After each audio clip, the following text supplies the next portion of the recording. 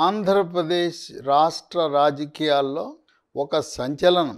Address కనుమరుగైందన్న Congress పార్టీకి మళ్ళీ ఊపిరిపోయటానికి కాంగ్రెస్ అధిష్టానం, జాతీయ అధ్యక్షుడు మల్లికార్జున ఖర్గే, సోనియా గాంధీ ఆంధ్రప్రదేశ్ రాష్ట్రంలో కాంగ్రెస్ పార్టీ పుంజుకోవటానికి వైఎస్ రాజశేఖర రెడ్డి కుమార్తె షర్మిలను కాంగ్రెస్ పార్టీలో చేర్చుకుని ఆమెకి ఆంధ్రప్రదేశ్ రాష్ట్ర ప్రదేశ్ కాంగ్రెస్ కమిటీ అధ్యక్షురాలుగా బాధ్యతలు కట్టబెట్టి 1% కంటే తక్కువ ఓట్లు ప్రస్తుతమున్న కాంగ్రెస్ పార్టీని రాబోయే 2024 శాసనసభ, లోక్సభ ఎన్నికల్లో కొన్ని సీట్లు గెలవటం, కనీసం సగటు ఓటు శాతాన్ని 1 నుంచి 15% పెంచాలనే ఒక లక్ష్యంతో కాంగ్రెస్ హైకమాండ్ అడుగులు వేస్తూ ఉంది.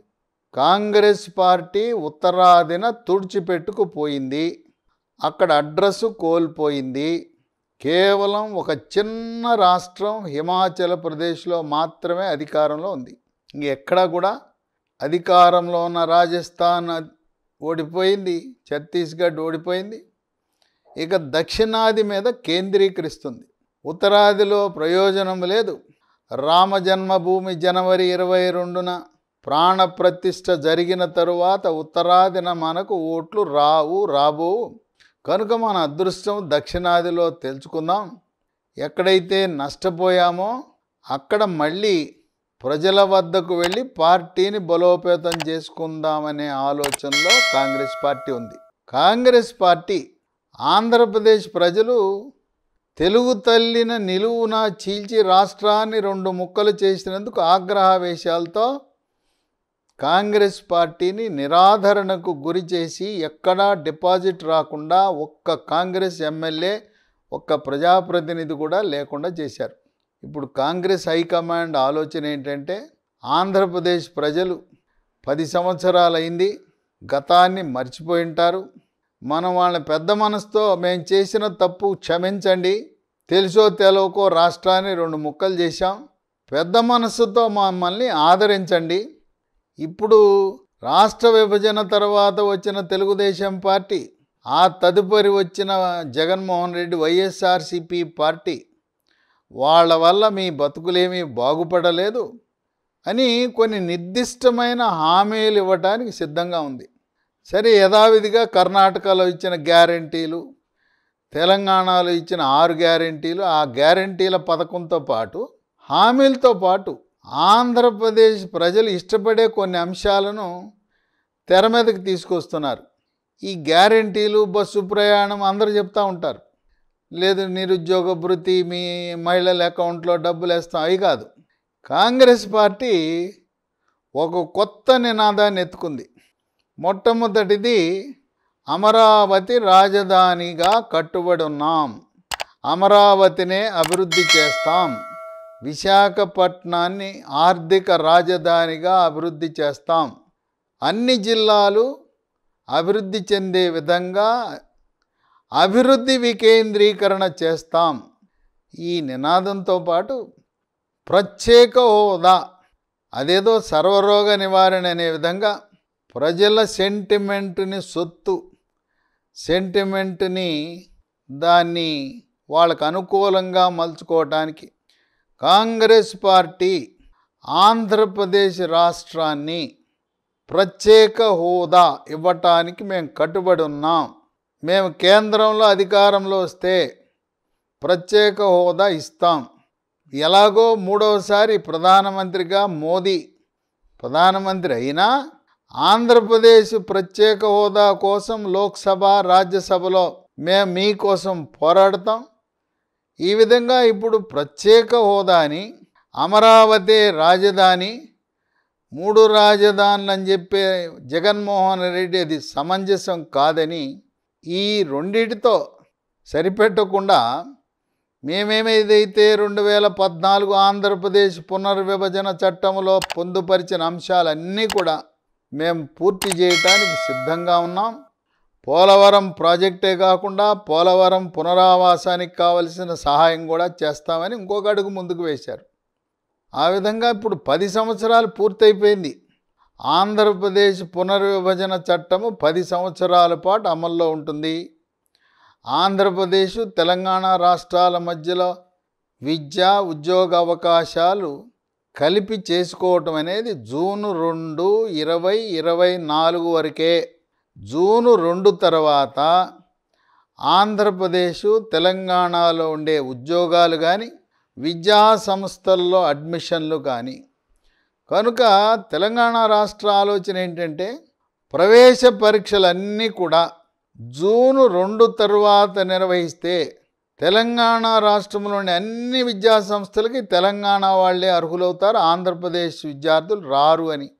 అదేవిధంగా ఉద్యోగ నియామక నోటిఫికేషన్లు జూన్ 2 తర్వాత వచ్చినవన్నీ కూడా ఆంధ్రప్రదేశ్ రాష్ట్రానికి తెలంగాణలో అర్హత కోల్పోతారు. ఈ విధంగా ఒక వ్యూహంతో కాంగ్రెస్ పార్టీ అడుగులు వేస్తూ ఉంది. 2 జనవరి 2024న షర్మిల వైఎస్ఆర్ తెలంగాణ పార్టీ రాష్ట్ర కార్యవర్గ సమావేశాన్ని ఏర్పాటు చేసింది.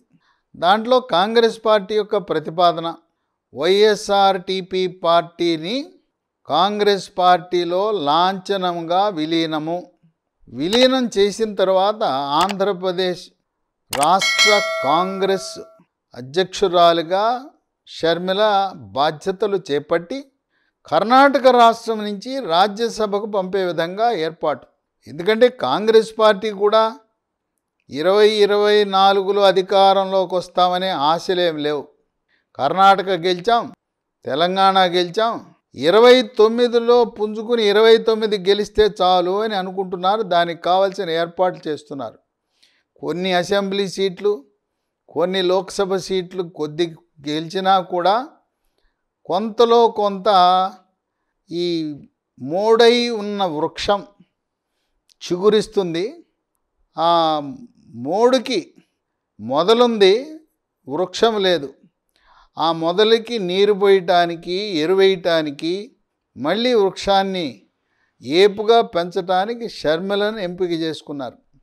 వైఎస్ జగన్మోహన్ రెడ్డి 16 నెలలు జైల్లో ఉన్న కాలంలో విజయమ్మ, షర్మిల ఎండనక, వాననక, రాత్రనక, పగలనక, కాళ్ళు బొబ్బలెక్కిన, మోకాళ్ళ నొప్పులొచ్చిన పట్టు వదలకుండా పాదయాత్రను కొనసాగించి ప్రజలను చైతన్యపరిచి జాగృతపరిచి ఆంధ్రప్రదేశ్ రాష్ట్రంలో ఉండే 26 జిల్లాల్లో ఉండే నాయకులతో సత్సంబంధాలు ఉన్నాయి షర్మిలకి. వైఎస్ఆర్ తెలంగాణ పార్టీ ఇక్కడ తెలంగాణ వాదులు ఆంధ్ర వాళ్ళని ఇక్కడ వద్దంటారు. కానీ షర్మిల ఆంధ్రప్రదేశ్కి వెళ్తే అక్కడ క్లిక్ అవుతుంది. ఎందుకంటే జగన్ జైల్లో ఉన్నప్పుడు పార్టీని బతికించింది, పార్టీని సజీవంగా ఉంచింది షర్మిల. ఆ రోజు ఆమె పాదయాత్ర ప్రారంభించినప్పుడు, ఆమె సభల్లో ప్రసంగించినప్పుడు నేను జగనన్న వదిలిన బాణం అంది. ఆ జగనన్న వదిలిన బాణం అయిపోయింది. ఇప్పుడు సోనియా గాంధీ వదిలిన బాణం జగన్ మీదకు వేసింది. జగన్ మీద గురిపెట్టి సోనియా గాంధీ షర్మిల అనే బాణాన్ని వదిలింది. అసలు వైఎస్ఆర్సీపీ పార్టీ అంటే ఏంటి? అది ఏమి లేదా, మొత్తం కాంగ్రెస్ పార్టీనే. కాంగ్రెస్ పార్టీలో ఉన్న మంత్రులు, మాజీ ఎమ్మెల్యేలు, ఎమ్మెల్సీలు మొత్తం క్యాడర్ గ్రామం నుంచి గ్రామము, మండలము, నియోజకవర్గము, జిల్లా, రాష్ట్ర స్థాయి వరకు మొత్తం కాంగ్రెస్ పార్టీ వాళ్ళంతా దీంట్లో మనుగడ లేదు, ఆంధ్ర ప్రజలు ఆగ్రహావేశాలతో ఉన్నారని అందరూ కూడా జగన్మోహన్ రెడ్డి వెనకాల అడుగులు వేశారు. కాంగ్రెస్ పార్టీని వ్యతిరేకించడం వల్ల జగన్మోహన్ రెడ్డి వెనుక అడుగులు వేశారు. కనుక ఈ రోజున వైఎస్ఆర్సీపీ పార్టీ అంటే 95% కాంగ్రెస్ వాళ్ళే, మరో 5% ఇతర పార్టీల నుంచి వచ్చి ఉండవచ్చు. కనుక ఎవరైనా కూడా వైఎస్ఆర్సీపీ పార్టీ నుంచి కాంగ్రెస్కి రావటం అంటే మాతృ సంస్థకు వచ్చినట్టు, స్వగృహకు వచ్చినట్టు, సొంత ఇంటికి వచ్చినట్టే. కాంగ్రెస్ నాయకులు, కాంగ్రెస్ కార్యకర్తలు ఎవరైతే వైఎస్ఆర్సీపీ పార్టీకి వెళ్ళారో అద్దెంట్లో ఉన్నట్టు భావిస్తున్నారు. ఇప్పుడు సొంత గూటికి, సొంత ఇంటికి వస్తారు. ఆ విధంగా కేంద్ర నాయకత్వం మల్లికార్జున ఖర్గే, సోనియా గాంధీ జనవరి, ఫిబ్రవరి నెలల్లో విశాఖ, విజయవాడ, తిరుపతిలో గొప్ప మహాసభలు పెట్టి వీటికి రాహుల్ గాంధీ, ప్రియాంక గాంధీ, మల్లికార్జున ఖర్గే కూడా హాజరు కావాలని చూస్తున్నారు. గిడుగు రుద్రరాజు ప్రస్తుతం ప్రదేశ్ కాంగ్రెస్ అధ్యక్షుడిగా ఉన్నాడు. ఆయనే కాదు, మొత్తం అందరి నాయకులను డిసెంబర్ 27న ఢిల్లీకి పిలిపించి రాహుల్ గాంధీ, మల్లికార్జున ఖర్గే సమక్షంలో అందరితో చర్చలు జరిపారు. ఈరోజు ఆంధ్రప్రదేశ్ రాష్ట్రానికి సెంట్రల్ వర్కింగ్ కమిటీలో పెద్దపీట వేశారు. రఘువీరారెడ్డిని, మాజీ మంత్రిని సభ్యుడిగా చేశారు. అలాగే కె రాజు, ఈ కె రాజు సీనియర్ ఐఏఎస్ అధికారి, ప్రత్యేక ప్రధాన కార్యదర్శి హోదాలో రిటైర్ అయ్యి ఢిల్లీలో కేంద్ర కాంగ్రెస్ కార్యాలయంలోనే గత 10 సంవత్సరాలుగా పనిచేస్తున్నాడు. ఆయన్ని శాశ్వత ఆహ్వానితుడిగా పెట్టారు. సుబ్బిరామిరెడ్డి మాజీ ఎంపీని కూడా శాశ్వత ఆహ్వానితుడిగా పెట్టారు. మాజీ కేంద్ర మంత్రి పల్లం రాజుని ప్రత్యేక ఆహ్వానితుడిగా పెట్టారు. అంటే నలుగురికి ఆంధ్రప్రదేశ్ రాష్ట్రంలో పార్టీ చచ్చిపోయింది, ఏమీ లేదు అనుకున్న దాన్ని పునరుజ్జీవింపజేయటానికి నలుగురిని సెంట్రల్ వర్కింగ్ కమిటీలో పెట్టారు. ఇప్పుడు ప్రస్తుతం 4 జనవరి గురువారం షర్మిల లాంఛనంగా ఢిల్లీలో సోనియా గాంధీ, రాహుల్ గాంధీ, ప్రియాంక గాంధీ, మల్లికార్జున ఖర్గే పెద్దల సమక్షంలో వైఎస్ఆర్టీపీ పార్టీని కాంగ్రెస్లో విలీనం చేసి కాంగ్రెస్ తీర్థం పుచ్చుకోబోతా ఉంది. ప్రదేశ్ కాంగ్రెస్ అధ్యక్షురాలు రాజ్యసభ 29 వరకు జరిగినా 27 సంవత్సరంలో నియోజకవర్గాల పునర్విభజన జరగబోతూ ఉంది. ఆంధ్రప్రదేశ్ పునర్విభజన చట్టము ప్రకారము ఆంధ్రప్రదేశ్ రాష్ట్రంలో ప్రస్తుతం ఉన్న 175 నియోజకవర్గాలు 225 నియోజకవర్గాలు కాబోతున్నాయి. అంటే ప్రతి పార్లమెంటులో కూడా 7 అసెంబ్లీలు కాకుండా 9 అసెంబ్లీలు కాబోతున్నాయి. ఆ విధంగా 50 నియోజకవర్గాలు అదనంగా రాబోతున్నాయి. ఇదే కాకుండా మహిళా రిజర్వేషన్ చట్టము 2029లో అమలు కాబోతా ఉంది. 225లో 3వ వంతు మహిళలకు రిజర్వేషన్ ఇస్తారు. అందువల్ల షర్మిల పార్టీ పరంగా పార్టీని బతికించినందుకు ముఖ్యమంత్రి పదవిని ఆశించడం కాదు, ఎలాగో మహిళా రిజర్వేషన్ ఉంది కనుక మొట్టమొదటిసారి మహిళా రిజర్వేషన్ అమలైన తరుణంలో మహిళా ముఖ్యమంత్రిగా షర్మిలకు అవకాశం ఇవ్వాలనే ఆలోచనలో హైకమాండ్ ఉంది. ఈ షరతులన్నీ ఇప్పటికే బ్రదర్ అనిల్ కుమార్, షర్మిల భర్త, కాంగ్రెస్ హైకమాండ్తో చర్చించారు. రాష్ట్రంలో అధికారం ఆమె చేతిలో ఉండాలి. నంబర్ 1 కాంగ్రెస్ పార్టీ అంటే నంబర్ 1 స్థానం ఆంధ్రప్రదేశ్లో షర్మిల, రాజ్యసభ సీటు. తదుపరి కాంగ్రెస్ పార్టీ అధికారంలోకి వస్తే ముఖ్యమంత్రి పదవి కూడా షర్మిలకు ఇచ్చేదట్టు. ఈ మధ్యలో బేరం ఇంకోటి కూడా ఉండొచ్చు. ఎలాగో 3వసారి ప్రధానమంత్రిగా మోదీ తప్పనిసరిగా ప్రధానమంత్రి గద్దెను అధిష్ఠిస్తాడు. కాంగ్రెస్ పార్టీ ఎలాగో ఈ ఇండియా కూటమి కూడా జాతీయ స్థాయిలో గెలిచే అవకాశం లేదు. ఆ విధంగా షరతులు పెట్టి చేరటము. ఇప్పుడు జగన్మోహన్ రెడ్డి మార్పులు చేర్పులు ఇవి కాంగ్రెస్ పార్టీకి బాగా కలిసి వచ్చిన అంశాలు. ఒక 40 మంది ఎమ్మెల్యేలను సీటు నిరాకరిస్తున్నాడు జగన్మోహన్ రెడ్డి. మరొక 20 మంది ముఖ్య నాయకులకు మీకు సీట్ లేదంటున్నాడు. ఈ విధంగా ప్రస్తుతం ఒక 40 మంది కాంగ్రెస్ నాయకులు, ఎమ్మెల్యేలు సిద్ధమయ్యారు. వీళ్ళందరిలో మొట్టమొదటి వ్యక్తి, నోరిప్పిన గళమిప్పిన వ్యక్తి ఆళ్ల రామకృష్ణారెడ్డి, మంగళగిరి ఎమ్మెల్యే. ఆయన పార్టీకి రాజీనామా చేశాడు, వైఎస్ఆర్సీపీ పార్టీకి. ఎమ్మెల్యే పదవికి రాజీనామా చేసినా స్పీకర్ ఇంకా ఆమోదం తెలపలేదు.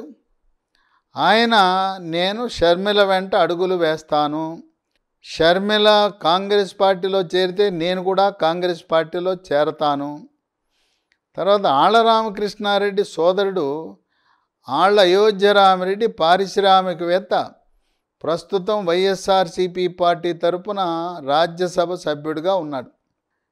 ఆళ్ల రామకృష్ణారెడ్డి బావ మోదుగుల వేణుగోపాల్ రెడ్డి గతంలో తెలుగుదేశం పార్టీ తరపున నర్సరావుపేట ఎంపీగాను, 2014లో గుంటూరు పశ్చిమ నియోజకవర్గం నుంచి ఎమ్మెల్యేగా గెలిచాడు.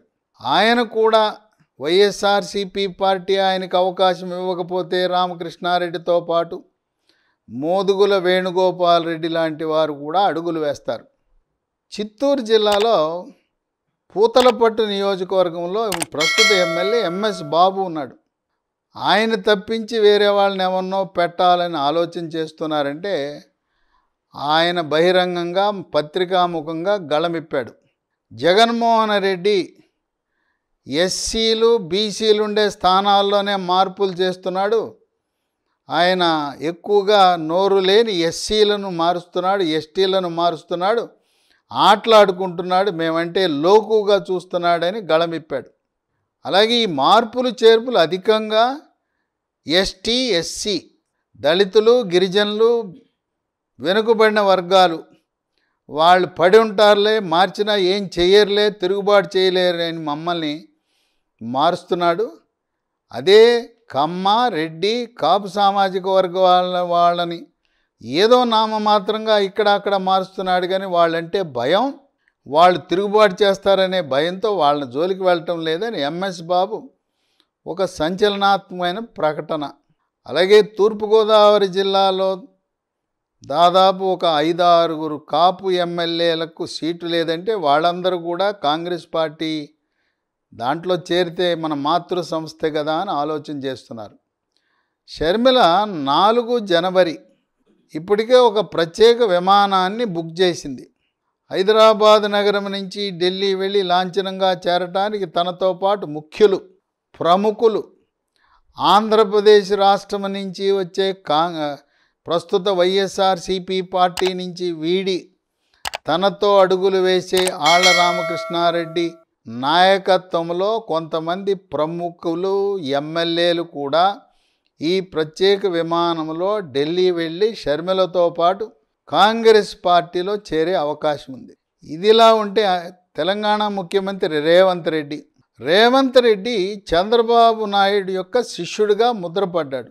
ఎందుకంటే ఆయనకు మొట్టమొదటిసారి తెలుగుదేశం పార్టీలో ఎమ్మెల్యే సీట్ ఇచ్చి ఆదరించి తెలంగాణలో తెలుగుదేశం పార్టీ అధ్యక్షుడిగా ఆయన్ని ప్రోత్సహించి అన్ని విధాల రేవంత్ రెడ్డి యొక్క వాక్చాతుర్యాన్ని కొనియాడి ఉమ్మడి మహబూబ్నగర్ జిల్లాలో నాయకులకు ఇష్టం లేకపోయినా రేవంత్ రెడ్డిని ఆకాశానికి ఎత్తేశాడు చంద్రబాబు నాయుడు.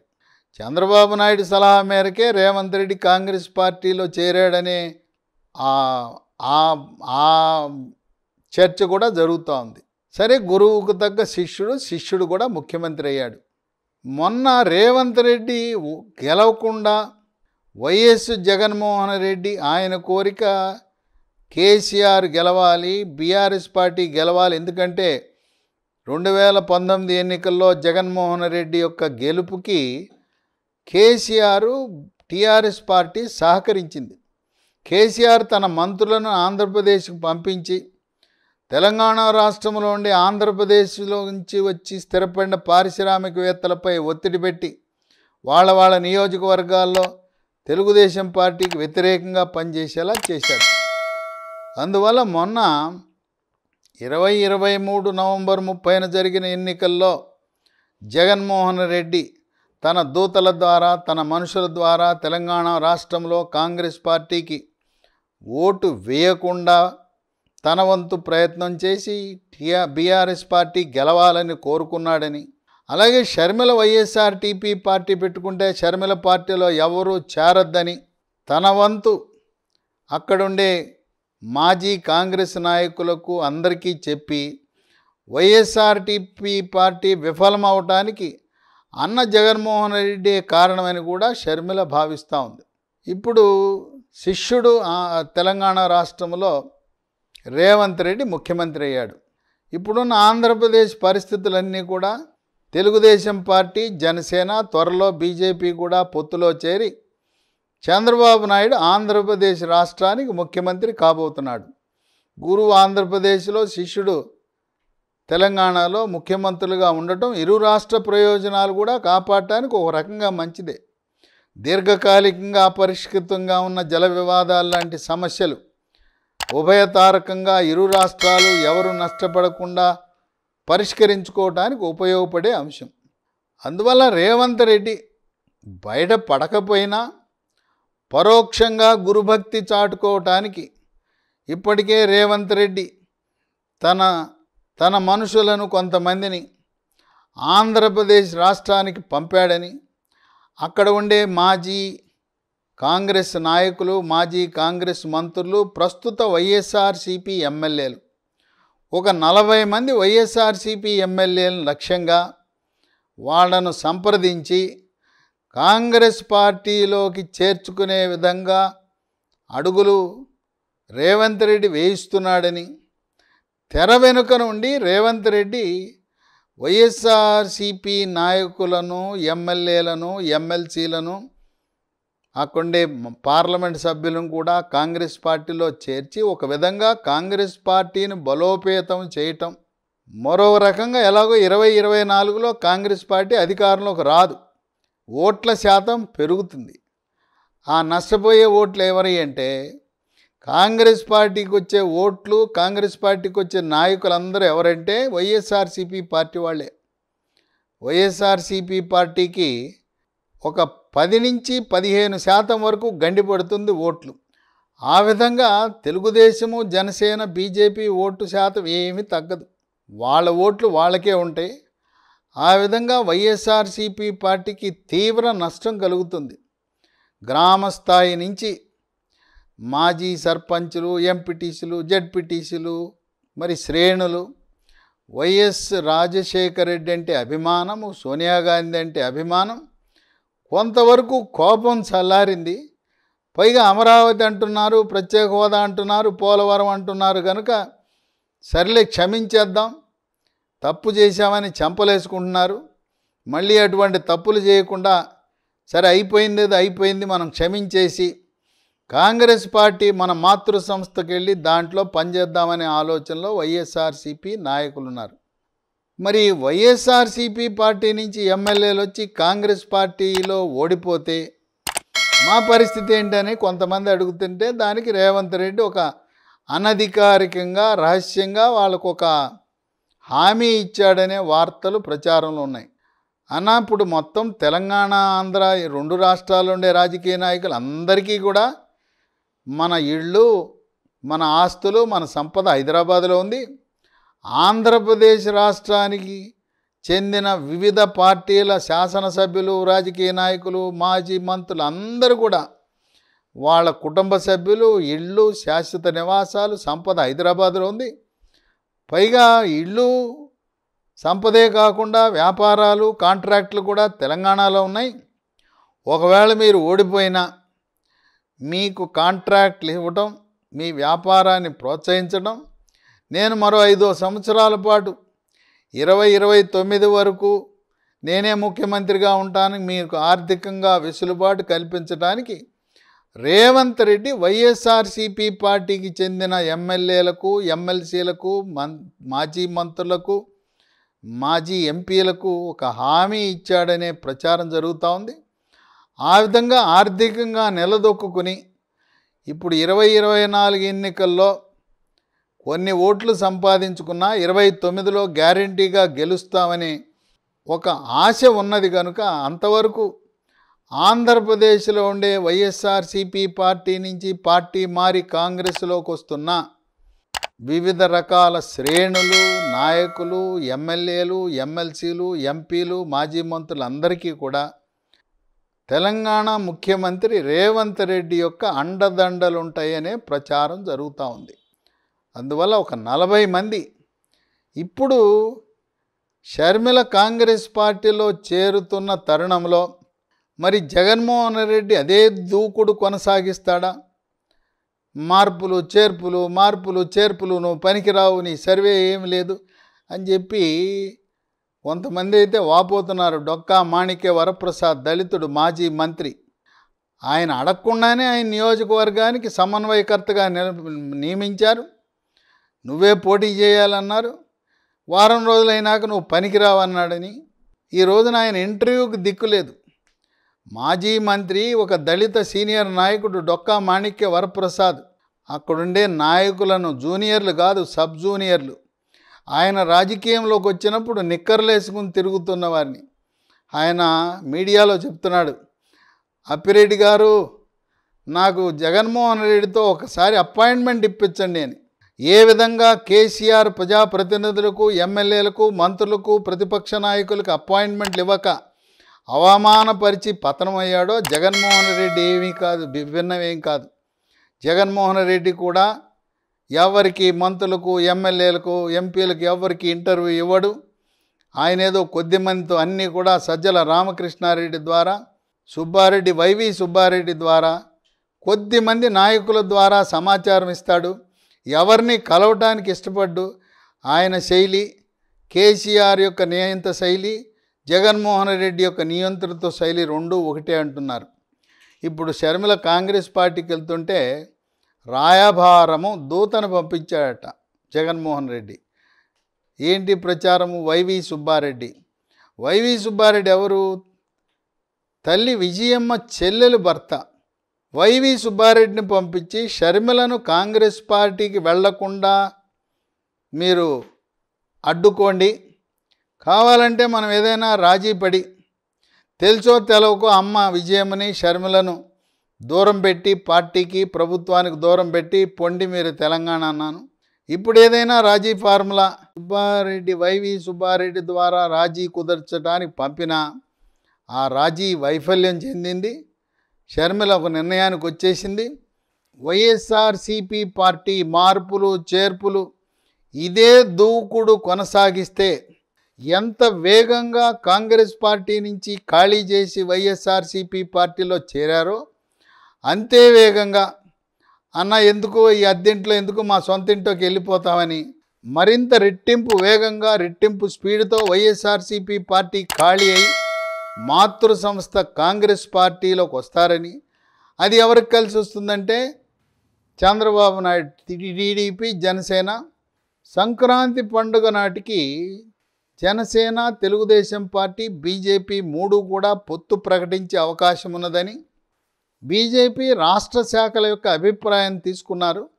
ఆంధ్రప్రదేశ్ రాష్ట్ర శాఖ కలిసి వెళ్ళటం మంచిది, తెలుగుదేశం జనసేన బీజేపీ కలిసి మనం ఎన్నికల్లో పోటీ చేయాలని ప్రతిపాదించిన దృష్ట్యా రాష్ట్ర విభాగం యొక్క ఆంధ్రప్రదేశ్ రాష్ట్ర బీజేపీ శాఖ యొక్క ప్రతిపాదనలను గౌరవించి త్వరలో తెలుగుదేశం పార్టీని ఎన్డీఏ కూటమిలోకి ఆహ్వానించి 2014లో 3 పార్టీలు కలిసి పోటీ చేసి తెలుగుదేశం పార్టీ అధినేత చంద్రబాబు నాయుడు ముఖ్యమంత్రిగా త్వరలో 2024లో అధిష్ఠించి అమరావతి రాజధానిని కొనసాగించాలనే ఆలోచనలో ఉన్నారని వార్తలు విస్తృతంగా ప్రచారంలో ఉన్నాయి. ఏదేమైనా ఈ రోజున షర్మిల సంచలనాత్మకమైంది. ఆమె కాంగ్రెస్ పార్టీ ప్రవేశము, కాంగ్రెస్ పార్టీ మళ్ళీ చిగురించటం, 1% ఉన్న ఓట్లున్న కాంగ్రెస్ పార్టీ 15% ఎదిగి ఒక బలీయమైన శక్తిగా 2029 నాటికి అధికారంలోకి రావాలని అడుగులు వేయటం అనేది వైఎస్ఆర్సీపీ పార్టీకి గొడ్డలి పెట్టని విశ్లేషకులు భావిస్తున్నారు. ఈ కాంగ్రెస్ పార్టీకి పడే ఓట్లన్నీ కూడా ఎవరికి నష్టం అంటే వైఎస్ఆర్సీపీ పార్టీ, బీజేపీ జనసేన తెలుగుదేశం పార్టీకి ఏమాత్రం ఓట్ల నష్టం ఉండదు. జాతీయ స్థాయిలో ఇండియా కూటమి అని ఉన్నది, దాంట్లో సిపిఐ సిపిఎం వాళ్ళు ఉన్నారు కనుక ఇప్పుడు ఏమి పెద్ద పోటీ కూడా లేదు. కనుక ఆంధ్రప్రదేశ్లో 2 కూటములు, ఒకటేమో జనసేన తెలుగుదేశం బీజేపీ కూటమి, మరొకటి కాంగ్రెస్ సిపిఐ సిపిఎం. ఒకవేళ కలిసి వస్తే ఏనుగు పార్టీ, బహుజన సమాజ్ పార్టీ లాంటి పార్టీలు, ఫార్వర్డ్ బ్లాక్ లాంటి పార్టీలు కూడా కలిసి ఒక కూటమిగా ఏర్పడి ఇండియా కూటమి ఆంధ్రప్రదేశ్ రాష్ట్రంలో కూడా షర్మిల నాయకత్వంలో ఎన్నికలను ఎదుర్కొనటానికి కావలసిన ఆర్థిక వనరులు పక్కనుండే కర్ణాటక రాష్ట్రంలో ఉండే డీకే శివకుమార్, డీకే శివకుమార్తో షర్మిలకు సత్సంబంధాలున్నాయి. ఓ పక్క నుంచి డీకే శివకుమార్ రాయలసీమ ప్రాంతానికి నిధుల వరద కర్ణాటక నుంచి, అలాగే తెలంగాణ రాష్ట్రం నుంచి కూడా కాంగ్రెస్ పార్టీకి పుష్కలంగా నిధుల వరద. కనుక నిధుల కొరత లేదు. ఎండిపోయిన చెరువు నిండటానికి 2 రాష్ట్రాలు అధికారంలో ఉన్నాయి. కర్ణాటక రాష్ట్రం నుంచి, తెలంగాణ రాష్ట్రం నుంచి నిధుల వరద వస్తే ఎన్నిక కూడా గౌరవప్రదంగా నిర్వహించవచ్చు, నిధుల కొరత ఉండదని చెప్పి ప్రస్తుతం ఉన్న కాంగ్రెస్ నాయకులందరూ ఉత్సాహంగా ఎప్పుడా షర్మిల కాంగ్రెస్ పార్టీ అంటే జనవరి 4 గురువారం నాడు లాంఛనంగా ఢిల్లీలో ప్రత్యేక విమానంలో మరి ముఖ్య నాయకులందరినీ తన వెంట తీసుకుని వెళ్ళి ఇది ఏ మేరకు వైఎస్ఆర్సీపీ పార్టీకి గండిపడుతుందని వేచి చూడాలి. ఒక పక్క కుమారుడు వైఎస్ రాజారెడ్డి నిశ్చితార్థం జనవరి 18, పెళ్ళి ఫిబ్రవరి 17.